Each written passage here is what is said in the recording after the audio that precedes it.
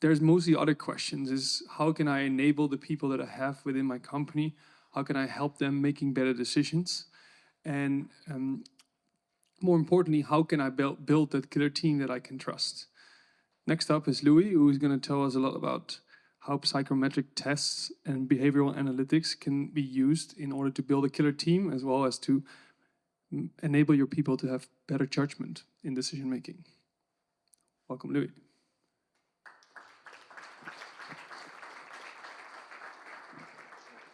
Thank you.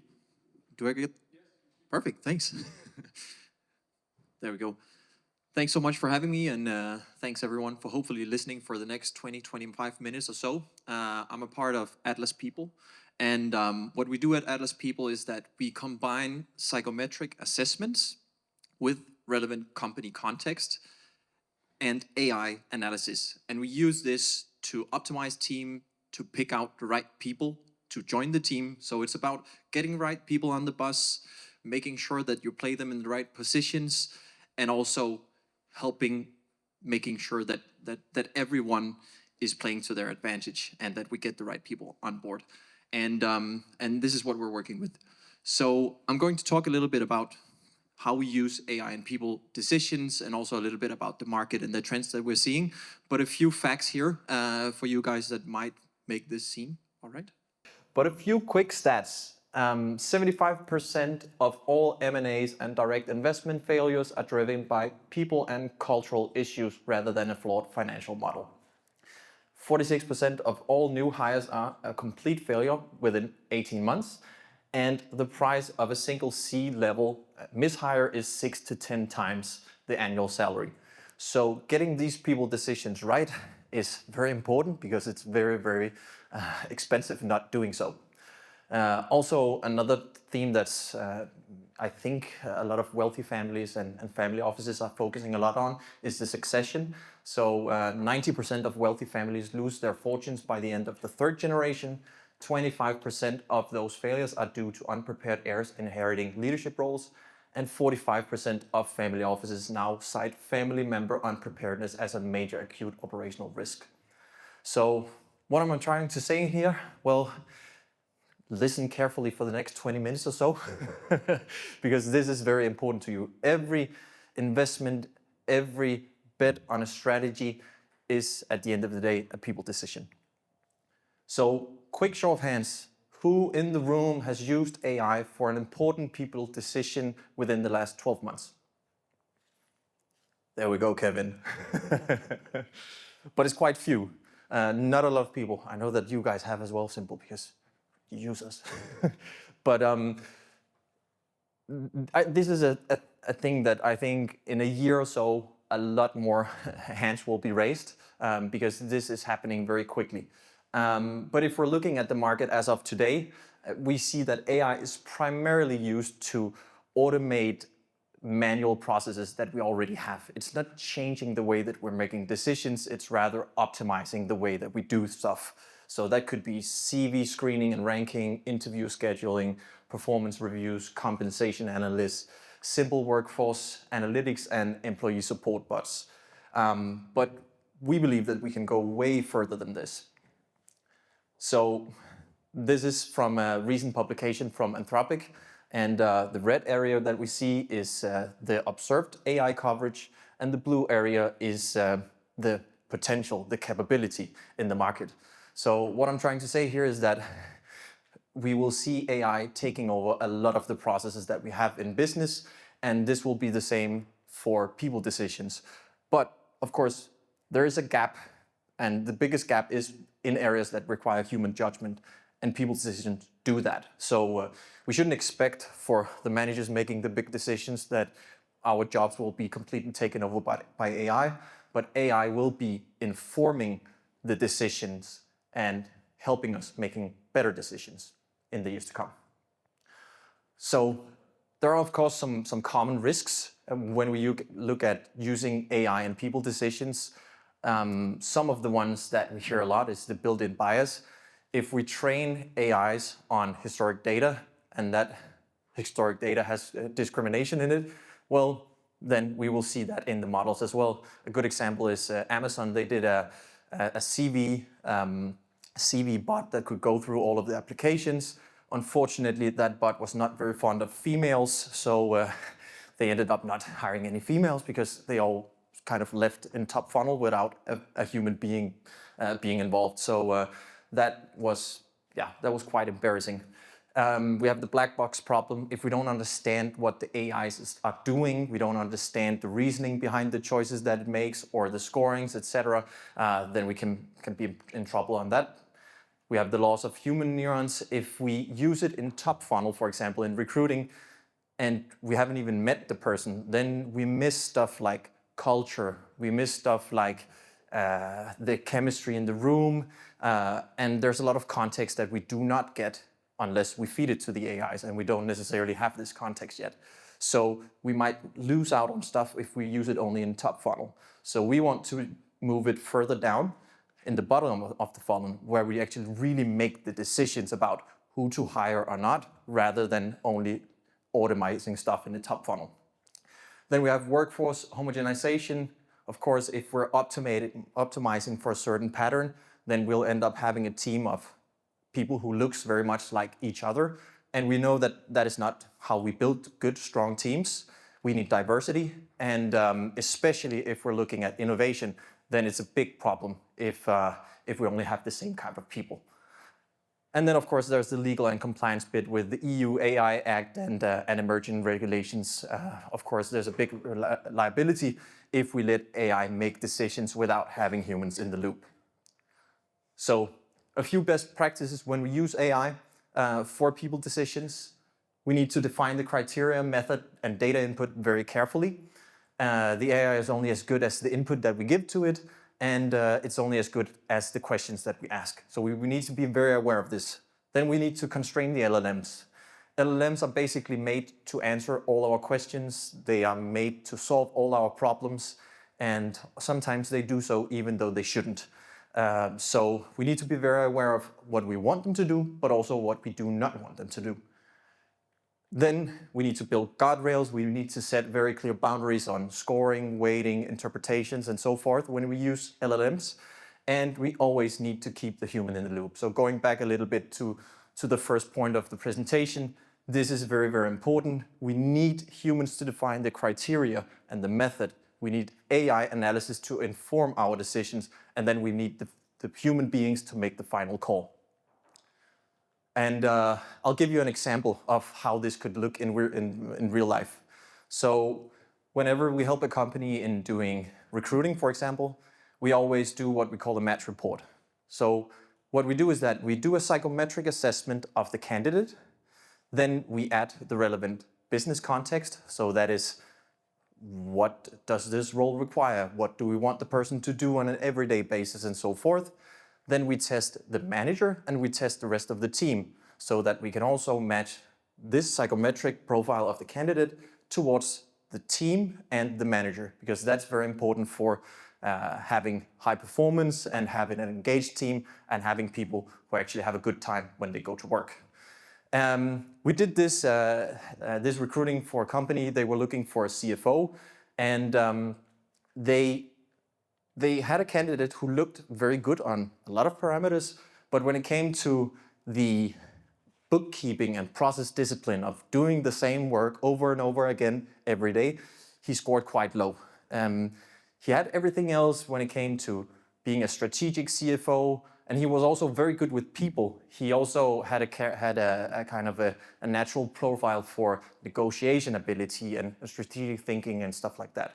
So we had a conversation with the CEO. Instead of just discarding the candidate because, there was a low score or whatever it could be, we had a conversation with the CEO about what is the most important things to get in this role. And then he had a conversation with the candidate, and then they came to the conclusion that he should join the company, but they should take the bookkeeping part and then outsource that. So instead of just discarding a candidate, they actually optimized the roles so it was the best possible fit for this candidate. And what he did just a few months after starting was calling all of the suppliers and renegotiating all of the deals and saving the company a lot of money. So they got a lot more, but we needed the human judgment, not just the AI. All right, so if we get all of this stuff right, if we don't fall into the traps, we believe that with this combination, psychometric assessments that lets us look into natural human behavior and transform that into math and text. If we take the relevant business context, if we have the right method and we run AI analysis, then we can really help guide all of the important people decisions that we are making. No matter if it's an investment into a company and trying to assess if it's the right team for this strategy, or if it's recruiting or whatever people decisions it is, we believe that AI can help us in that with this combination. I'll give you another example. So we're currently working with a team or with a company.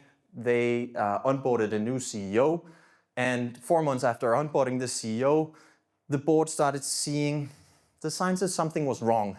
They didn't know exactly what it was, but they knew something was wrong. So they hired us to find out what were the root causes and what could they do from here.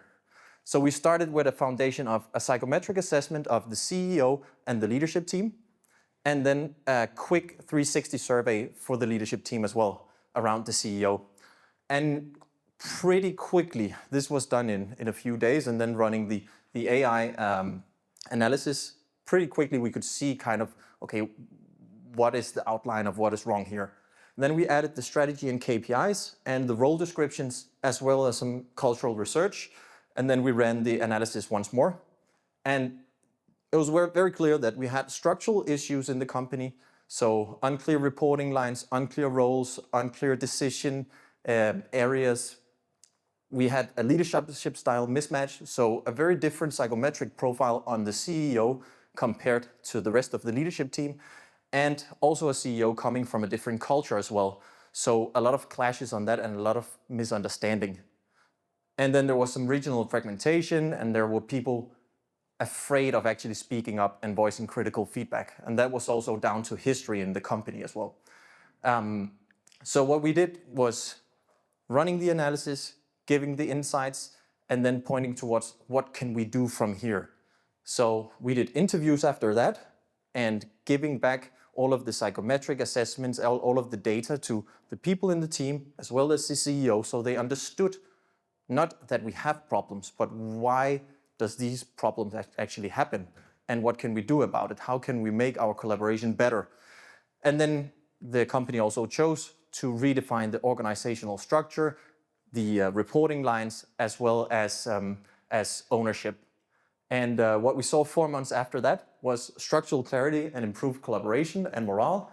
The board and CEO gained awareness of the management team's fit for strategy, and it turned a potential CEO firing to building up around the CEO, but now with the data and knowledge to actually build the team stronger. And none of this would have been possible without AI. We couldn't have done it, nowhere near. We can assess one person and look into the psychometrics as one person and stuff like that. But the amount of data points in this data set, I think it was somewhere around 500 documents and so many data points in these psychometric assessments. There's no human being that could be anywhere near this kind of analysis. So AI is the game changer for us in this. We would never be able to do it without. And it doesn't even stop here, because now there is a data foundation and an AI engine that is built with all of these informations in it, and that can keep helping us in making the right decisions as we move along. So every time something changes within the company, that could be a new hire, a role shift, new strategy, whatever it is, we could put that into the AI engine, do another analysis, then it will highlight the risk factors, it will highlight how we can mitigate them, and so forth. So instead of just having one-off reports, we can now keep working with the company over and over again on the data foundation that's already been built. And that is what we believe the future will look like. Predictive people intelligence that turns data into clear evidence-based recommendations. And how does this apply for family offices? Well, as I said in the start, every bet that you make is at the end of the day a people bet. Whether you're a new family office building up a team, You know maybe what roles you need to fill, but who are the right people for these roles? And who are the right people for me? How do we create the best possible culture and a place where we are in alignment? It can help on that. Establish family offices. Say we're hiring for an increasingly complex team. Who are we going to support in what way? How do we train the right people to move in the right directions and so forth? It can help on that. Succession planning, as I touched upon earlier. And then, of course, people due diligence when we do direct investments. This is also something that we do quite a lot. And by combining the psychometrics, the strategy, the goals, etc., then we can actually start really seeing a clear picture of where do we have our strong suits, where do we have our risks, and how could we potentially mitigate them, or at least what are the most important conversations to be had. And where we see the market going, we see that people data will become as fundamental to running a company as financial data. We will see more and more going from the admin automation to actual decision intelligence. We will see in recruiting that we will probably see more and more that we go from kind of the top funnel standardized stuff to the actual real people decision in bottom funnel, the ones that really matter and the ones that are expensive to get wrong. And then we will see a shift from the one-off reports to continuous predictive causal people intelligence. That is where we will see the general market moving. And if we're looking at people due diligence, we expect it becoming more and more standardized, kind of like financial and legal and commercial. We will see predictive analytics on team level modeling for investors. We'll see investors moving from gut feel to data-driven founder assessments. And then portfolio-wide people intelligence across all holdings. That is kind of where we see the future. And it's very close. So the decision that matters most still need our judgment. We can't outsource it 100% to AI, but we can definitely get a lot of help in getting these decisions right by using AI analysis. That's all for me. Thanks so much.